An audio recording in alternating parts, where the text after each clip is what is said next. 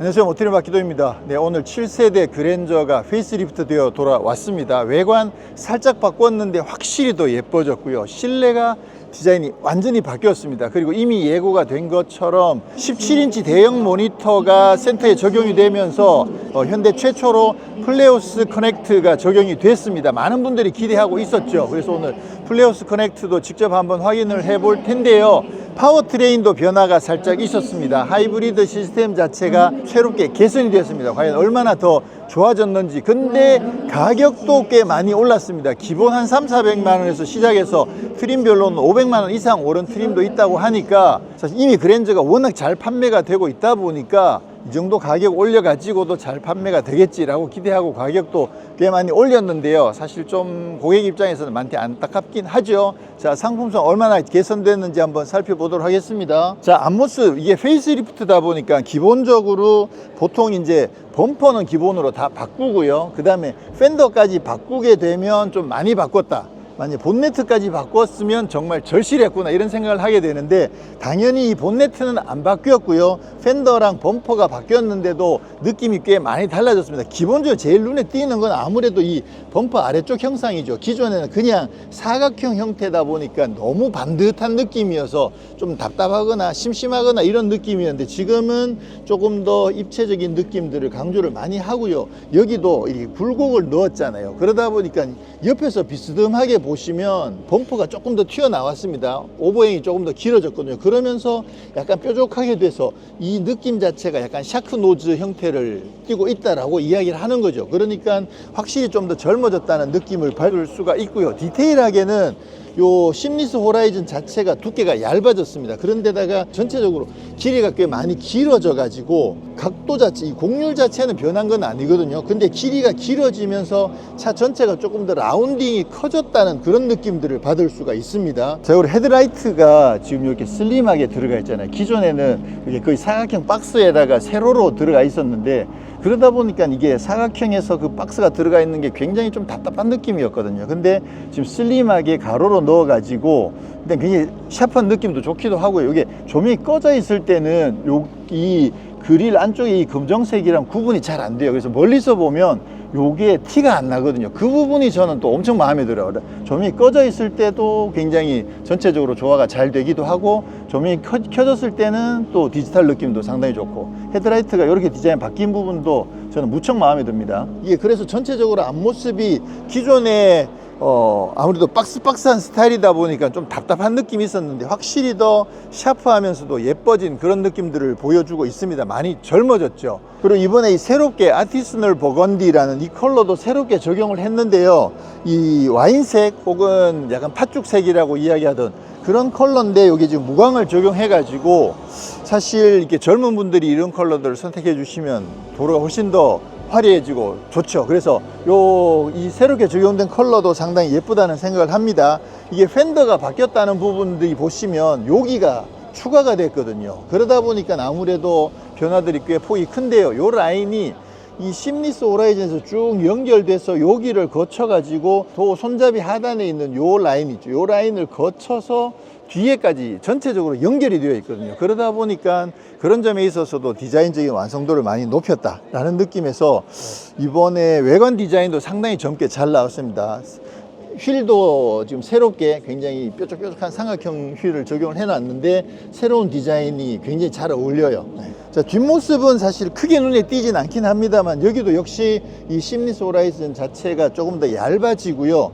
그리고 여기도 아래쪽에 가니쉬를 넣었는데, 기존에 아래쪽에 있던 방향지시등이 여기 안쪽으로 들어왔습니다. 여기 안쪽에 보시면 여기 방향지시등이 들어가 있거든요. 그렇게 되면서 전체적으로 형상도 살짝 바꿔가지고 기존보다 조금 더 정돈된 그런 형태의 모습을 볼 수가 있습니다. 근데 사실 앞모습이 워낙 젊은 느낌을 많이 주면서 예쁘게 바뀌었는데, 그러기에 비해서 뒷모습은 조금 차분하긴 하지만 고객의 필요성 이런 부분들을 반영을 해가지고 뒷모습에서도 변화를 줬습니다. 자, 하이브리드가 파워트레인이 바뀌었습니다.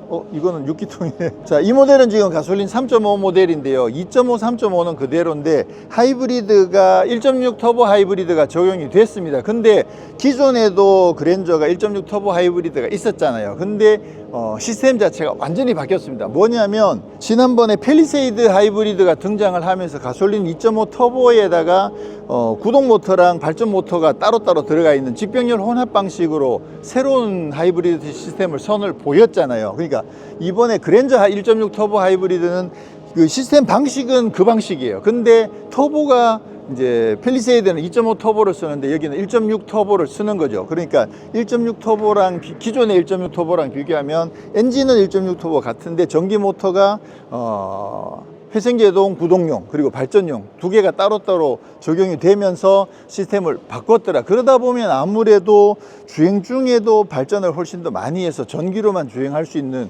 그런 여지도 좀 더 늘어나고요. 그렇게 해서 실질적으로 연비도 기존에 이게 최대가 18이었는데 거기서 한 0.23 뭐 이 정도까지 조금 더 높아지지 않을까 기대를 하고 있습니다. 전체적으로 시스템 출력도 239마력으로 조금 더 올라갔고요. 그러다 보니까 가솔린 1.6 터보 하이브리드 기준으로 제로백이 8초라고 그러거든요. 제로백 8초 수준이면 이 정도면 순발력이 상당히 좋은 거죠. 그랜저의 성격을 생각해 봤을 때는 굉장히 경쾌한 주행이 가능해졌다라고 생각할 수 있을 것 같고요.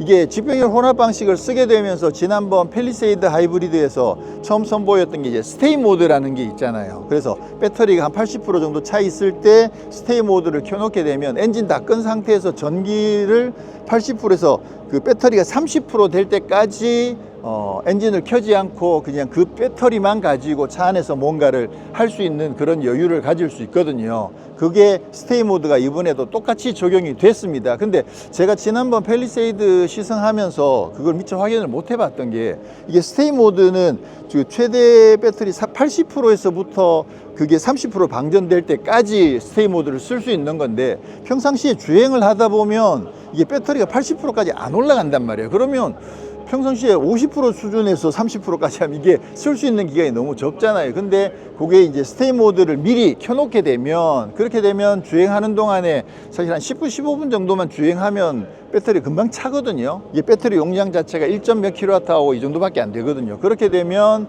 잠깐 주행하는 동안에 배터리를 80% 미리 채워가지고 대기하고 있는 거죠. 그 상태에서 차를 정차해가지고 차 안에서 한 20-30분 정도는 충분히 뭔가 좀 시간을 즐길 수 있는 그런 여지가 생기는 거거든요. 그래서 그런 부분들도 이번에 1.6 터보긴 하지만 시스템을 바꿔가지고 개선이 됐더라. 그 부분도 반가운 부분이라고 할 수 있겠죠.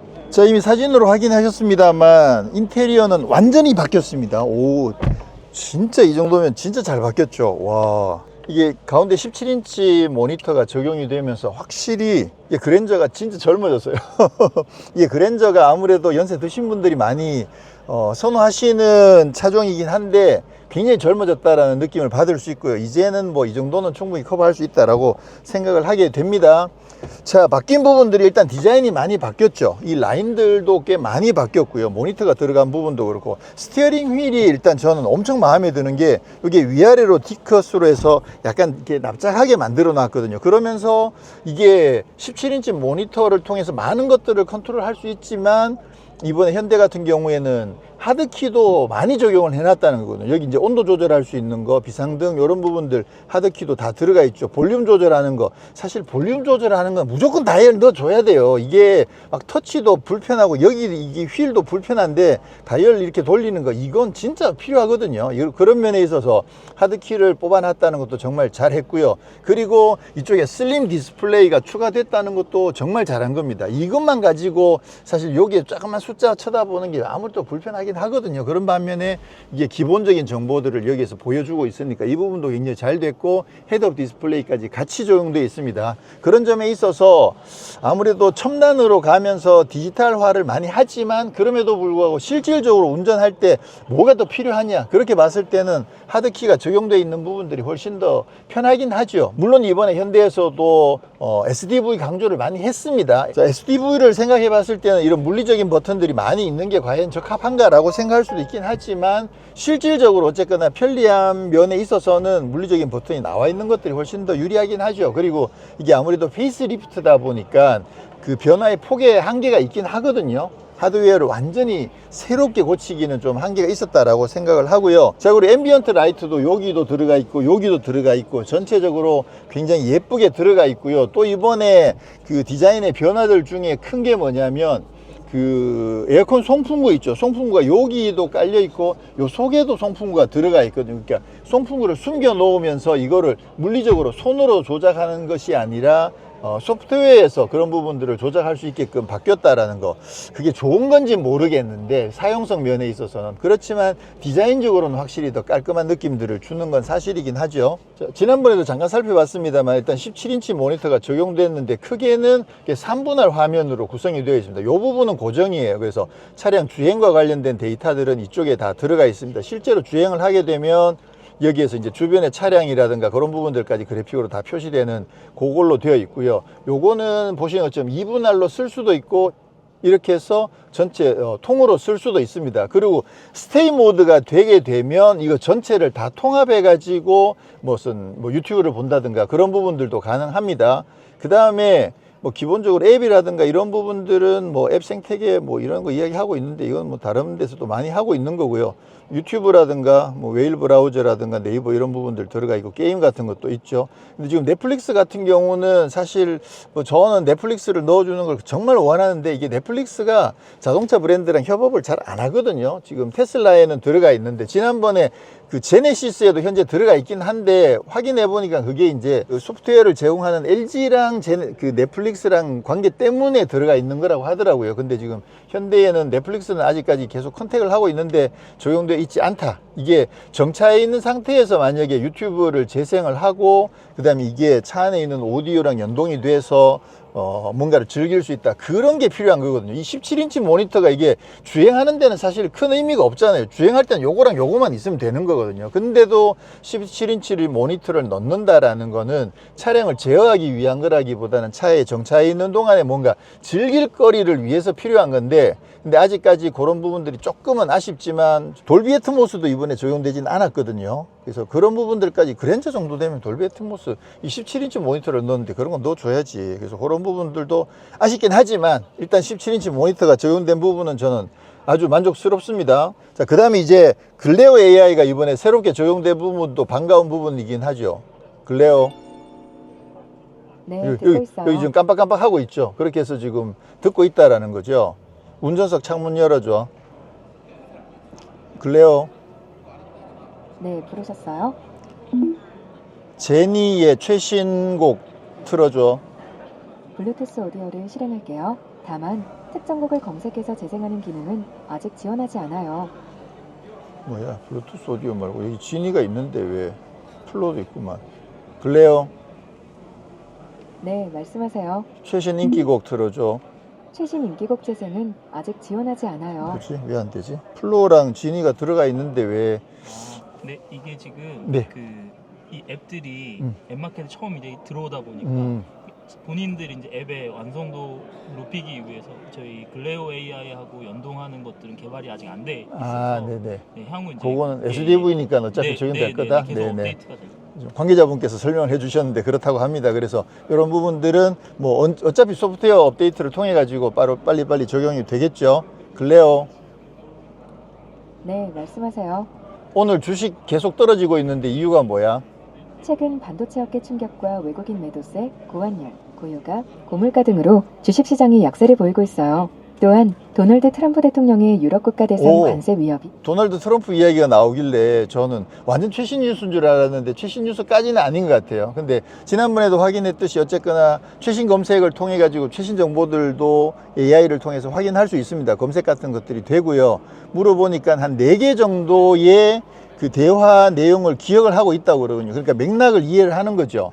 그래서 만약에 뭔가 검색을 막 하다가 거기 가죠 라고 이야기하면 거기가 어딘지를 이 글레오 AI가 알아가지고 그대로 이제 바로 내비게이션이라든가 이런 부분 다 연동이 되도록 해준다고 하는데, 사실 이게 AI 같은 경우에는 이게 성능이 어느 정도 되는지 뭐 그런 부분들이 되게 중요한 건데, 지금 이 엔포테인먼트와 관련돼서는 퀄컴의 스냅드래곤이 적용됐다고 이제 확인을 해주긴 하셨습니다. 근데 이제 공식적으로 발표를 하고 있지는 않는데, 그런 부분들이 이제 뭐 반영이 된다고 하면 많이 이제 쉽게 쓸 수 있겠죠. 일단 뭐 반영된 것 자체는 상당히 만족스럽습니다. 일단 디자인이 좋고 뭐 모니터가 크니까 좋긴 하네요. 전체적으로 실내 디자인도 약간 가구를 형상화한 그런 형태로 디자인을 적용을 해놨다고 그래요. 시트에도 격자 무늬가 적용되어 있기도 하고요. 근데 이번에 그 실내의 버건디 컬러를 이제 강조를 하면서 많이 적용을 해놨는데, 사실 버건디도 좋긴 한데 이 블랙도 그랜저에서는 사실 많이들 선택을 하시니까 궁금했는데,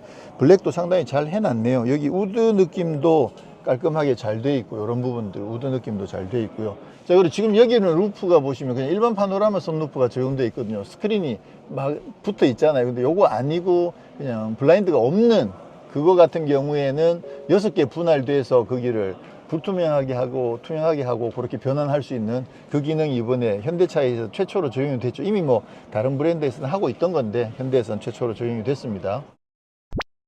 네, 오늘 신형 그랜저 만나봤는데요. 디자인도 저는 굉장히 잘 나왔다고 생각합니다. 외관이 일단 굉장히 젊어진 느낌이어서 저는 굉장히 반갑고요. 실내는 진짜 많이 바뀌었죠. 정말 잘 나왔다고 생각을 합니다. 특히나 제가 그렇게 기다리고 있던 17인치 모니터가 적용이 됐는데, 사실 이게 페이스리프트다 보니까 뭔가 획기적으로 바꾸기에는 조금 제한적이었다라는 점이 조금은 아쉽다는 생각이 들긴 합니다.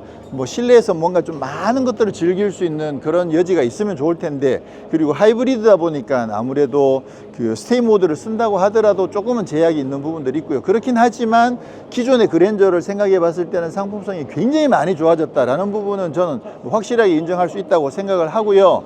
다만 가격이 좀 많이 오른 부분은 저는 좀 여전히 아쉽긴 합니다. 물론 새로운 기능들이 많이 적용이 됐기 때문에 가격을 올렸다라고 이야기를 하죠. 그렇긴 하지만 이게 계산기를 두들겨 보면 그렇지는 않거든요. 뭐냐 하면 기존에 있던 기능들 중에서는 가격이 떨어지기도 하고, 그리고 결국 시장이 이걸 받아주기 때문에 가격을 올릴 수 있는 거거든요. 만약에 그랜저가 판매가 진짜 잘 안 된다 그러면 이렇게 가격을 못 올리죠, 자신감 있게. 그렇긴 하지만 어쨌거나 국내에서 뭐 그랜저 자체가 워낙 인기가 있고 이번에 많이 좋아진 부분들 때문에 여전히 또 반응이 좋을 거라고 생각을 합니다. 그러다 보니까 현대가 이렇게 가격을 올렸는데 뭐 어쩔 수 없는 부분이긴 하죠. 네, 고객분들이 판단하실 거라고 생각을 하고요. 조만간 또 시승을 통해서 차가 얼마나 좋아졌는지, 그리고 프리뷰 전자 제어 서스펜션도 좀 더 확대 적용이 되고, 그러다 보니까 뭐 승차감이나 실제 주행 면에서도 조금 좋아졌을 거라고 하고, 하이브리드 시스템도 또 개선이 됐다고 하니까 그 부분도 좀 궁금하긴 합니다. 네, 전 조만간 또 시승을 통해서 얼마나 좋아졌는지 한번 살펴보도록 하겠습니다. 감사합니다.